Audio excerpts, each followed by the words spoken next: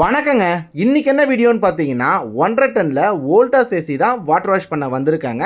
ஓரளவுக்கு அதிகமாக தான் டஸ்ட் இருக்குது பார்க்கவே.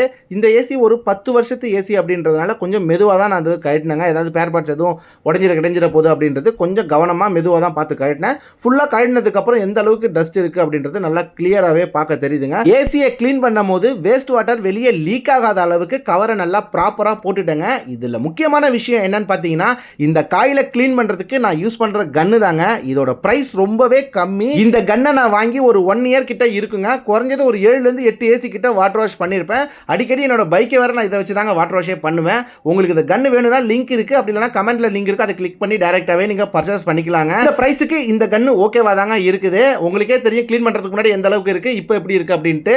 ஸோ எல்லாமே முடிச்சுட்டு ஏசியை மாட்டினதுக்கு அப்புறம் தாங்க எனக்குமே சாட்டிஸ்ஃபைடாக இருந்துச்சு. ஏன்னா நம்ம பழைய ஏசின்னு முன்னாடியே சொல்லியிருந்தோம் பார்த்தீங்களா, மாட்டும் போது ஏதாவது உடஞ்சிச்சுன்னா என்ன பண்றது. ஸோ பார்க்கலாங்க நெக்ஸ்ட் வீடியோல. வரேங்க, பாய்ங்க. வெயிட் போயிடாதீங்க. இந்த சிங்கிள் பூஸ்டர் எவரெஸ்ட் வந்து கஸ்டமர் 2200 ரூபாய்க்கு சிதம்பரத்தில் வாங்கியிருக்காங்க. உங்கள் ஏரியாவில் என்ன ப்ரைஸ் அப்படின்றத நீங்கள் கமெண்ட்டில் பண்ணுங்கள், நான் தெரிஞ்சுக்கிறேங்க.